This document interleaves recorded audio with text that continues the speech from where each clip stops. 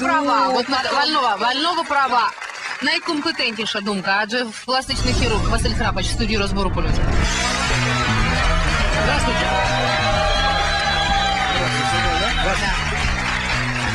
Спасибо, что пришли к нам в программу. Скажите, пожалуйста, пластическая хирургия. Вы востребованный доктор. График рабочий расписан. Там много людей публичных, знаменитостей записываются. Как часто это происходит? Многие пациенты приходят и говорят, что вот я хочу лицо там, то, которое видят по телевизору, да. Но если учитывать то, что по телевизору это больше мультфильм, мультяшка. А можно вопрос? Я бы уточнила карикатура. Конечно. А скажите, пожалуйста, это сильно вредно для здоровья резать, там, делать подтяжки? А вы с какой целью интересуетесь? Он уже решился, да? Он решился. Я спрашиваю по той причине, что прочитал в интернете очень много о мной очень любимой артистке Людмиле Гурченко, что на ее здоровье повлияло, вот даже на то, что она умерла, повлияли пластические операции. Я хочу понять, это желтая пресса пишет ерунду всякую или действительно делать подтяжки и пластические операции? Вы сами спросили, сами ответили. Ну так объясните, пожалуйста. Дело в том, что, как вам сказать, жить вредно вообще, да. Курить, пить, а у меня здоровым жалко. Вы как доктор не можете сказать правду, потому что это клиенты и это бизнес. Но просто, может быть, есть какие-то... Да дайте доктору сказать, господин бывший любимец Украины. Молчу. Да, это самое. Практически... Современные наркозы, если вы это боитесь, я слышал там в кулуарах, что вы это говорили, у нас любят говорить вообще о том, чем не знают. Вот да, хотелось компетентное мнение. Вот. Дело в том, что сейчас аппаратура слежения идет у нас во время наркоза. И я вам скажу, что во время наркоза насыщение кислородом гораздо выше, чем просто... Доктор, а откуда тогда все эти истории о том, что кома и человек не вышел из комы во время... Не, ну есть процент, понимаете, есть процент, к сожалению... Неудача, это будет естественно. То есть есть процент осложнений, есть в любой, просто в жизни человека. Признайте честно, вы отговариваете своих пациентов, которые хотят губы, как Анджелины Джоли?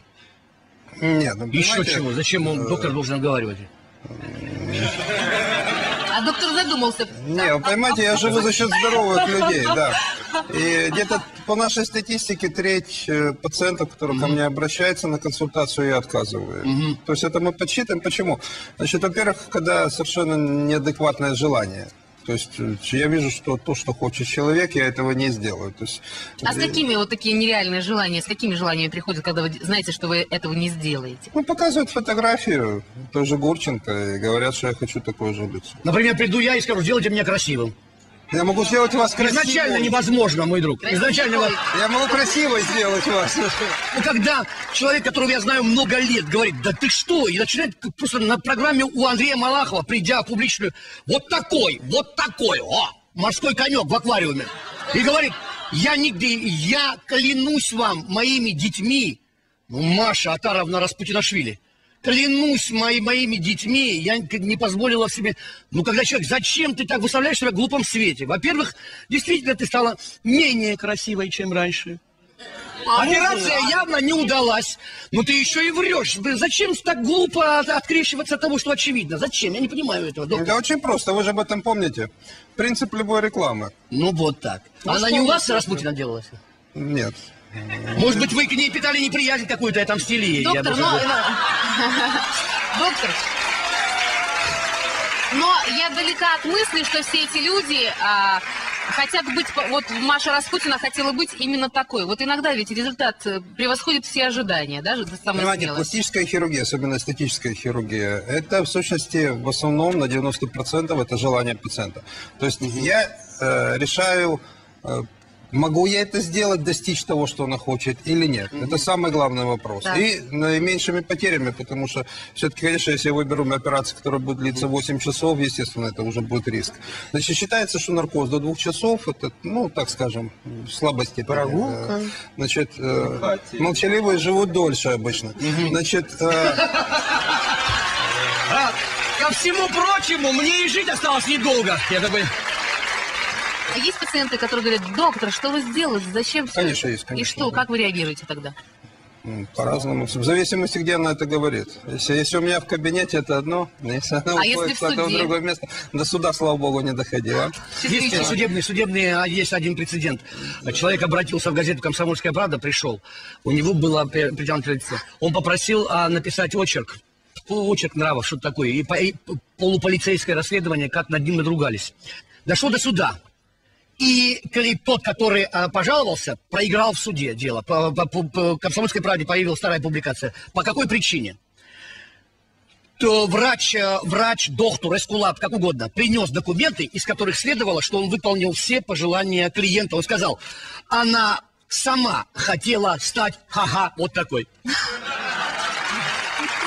Не знаю, как в судах России, но в Украине это невозможно. У нас нет такой профессии пластический хирург. Вы подтвердите же это, правда? У нас же нет такой профессии. Да. У нас нету ни законодательств, ни профессии такой, ничего такого нет. Всегда, даже когда ошибаемся на определенном этапе, значит, надо было так ошибиться. Это было тогда, и нельзя с высоты потом о чем-то жалеть. Лучше я пожалею о том, что я сделаю, нежели я пожалею о том, что я не сделаю. Ну да, эта позиция имеет право быть. К нам сейчас присоединится телеведущая Наталья Розинская, и мы узнаем ее мнение о пластической хирургии. Наталья! Я думала, это Эль Кравчук. Юля, вы прекрасная жінка. Я вам Наташа. Так, я признаюсь, Наташа возглавляет мой фан-клуб. Наталья, очень приятно. Это чтобы я не задавала неудобных вопросов. А пока Наташу атакуем вопросами, скажу... Добрый вечер, по-перше. Добрый вечер. Я вообще долго сомневалась, что мне стоит принимать участие в такой программе, но хотела бы высказать свою точку зрения, как не только журналист профессиональный, но и будущий адвокат. Хотела бы защитить этих людей. Это право каждого человека. Никто не имеет права обсуждать свободный выбор другого человека. Это право каждого. Вот и все. Доктор, что вы так Неправда. Свободный выбор? Неправда. Американское телевидение, европейское телевидение, канал ТВ5, французское, как раз-таки говорят на эти темы, потому что это тема рейтинговая. Если бы не было таких людей. Нет, вопрос не в этом. Это интересно. Именно в этом вопрос. И более того, я хочу сказать, раз уж на то пошло, что, знаете, это мне все напоминает, почему брюнетки сочиняют анекдоты про блондинок, потому что это единственное, чем они могут заняться тихими, долгими, одинокими осенними вечерами. А вы понимаете, человек, который пошел и решился на пластическую операцию, это, во-первых, человек смелый. А для меня лично все люди в мире делятся на две категории. На тех, которые могут принимать решения и не могут. И вот те, кто не смог принять решение, потому что это, во-первых, надо быть смелым, отважным, мужественным человеком, изменить свою внешность, значит, и, наверное, изменить свою жизнь. А во-вторых, это очень дорого. А вот те, кто не нашел в себе силы изменить и денег для этого, тем ничего не остается, как сидеть и обсуждать тех, кто это сделал. Спасибо нашим пластическим хирургам, потому что лет 15 назад я решила себе сделать искусственную грудь. Так, больного. И да, это нигде не рассказывалось, и я пришла, и, конечно, сказала, я хочу себе вот очень большую, такой вот. Мне сказали, вы знаете, у вас небольшая грудь, и вот эта вот большая, она у вас сразу не получится. И вообще, вы знаете, вот вам можно грудь делать чуть позднее, потому что, собственно, а потом пойдут возрастные. В общем, меня переубедили. И это было замечательно, потому что если бы я пришла в Америку, в какую-либо клинику, меня порезали без разговоров, как просто на конвейере, потому что там сделать искусственную грудь, это все равно, что почистить зубы. Поэтому наши врачи, они честные, они ответственные, они человечные, и вот за это вам большое спасибо. Это не конвейерного толка, не конвейерного производства. Не иначе с операцией. А Кравчук мне говорит, слушай, не иначе больного собирается делать операцию. Такие комплименты, да. Отношения доверительные уже. Право человека на счастье, извините за тривиальные слова, неоспоримо. А американцы, которые это сделали конвейерным, ну вот и превращение, не будем словами бросаться, они преображают себя.